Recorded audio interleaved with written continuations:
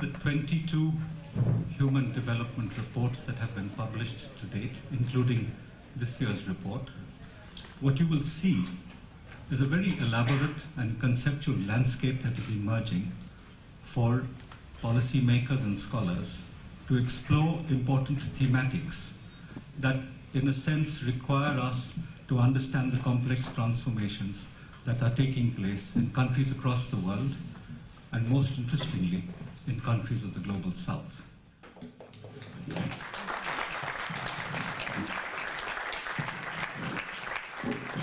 The report argues that many developing countries, including Turkey, Mexico, Thailand, Brazil, and South Africa, are becoming leading actors on the world stage and have seen tremendous growth, in large part because of continuing investments in human development. The report builds on insights by world leaders about the impact of South-South cooperation. The report also documents the highly innovative social and economic policies that are originating from the emerging powers, including conditional and direct cash transfer programs and new business models that are focused on low-income customers. This 2013 Human Development Report, titled The Rise of the South, Human Progress in a Diverse World, really examines what we consider tectonic shifts that are taking place in the global development landscape. This report really looks at how and why so many developing nations of the South are now rising with unprecedented speed and scale.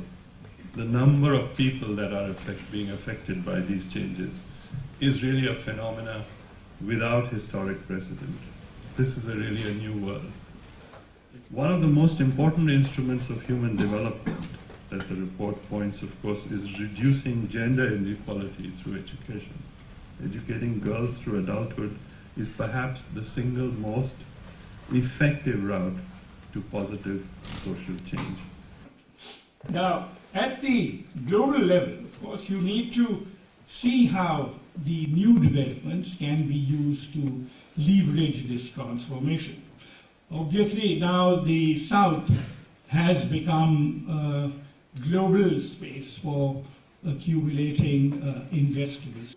Today, there is a new process of structural change where the growth of the South is not driven by commodity exports, but is driven by greater competitiveness of the southern countries, or particular southern countries, so that this is going to be a long-term process. I think we tend to gloss over the reason to value part of this and take it, okay, this is a nice way that Amartya Sen said it. The reason to value has double edges to it, because it has an edge that people might or might not, or families might or might not have reason to value that you have good nutrition or good education for girls. Women themselves may or may not, given their multiple and complex choices, be able to choose those. And there could be a big gap between what different elements of the population, both local and policymakers, may have, on what they have reason to value and what people who are actually affected have reason to value. So I think this issue of reason to value needs to be taken in all its complexity and see where are the conflicts and where is the convergence in this, and how can we actually bring about convergence of values with reason. I think the world wanted to get away from a sort of one-dimensional measure, GDP. I say, actually, GDP is not one-dimensional. GDP is multi-dimensional, but aggregated through prices, and the prices are determined by the market. But then, you know, conceptually, people wanted the development of their country, and I don't think that people's description of development would just be, we want to double the GDP or treble. Underneath that was a whole lot of other things.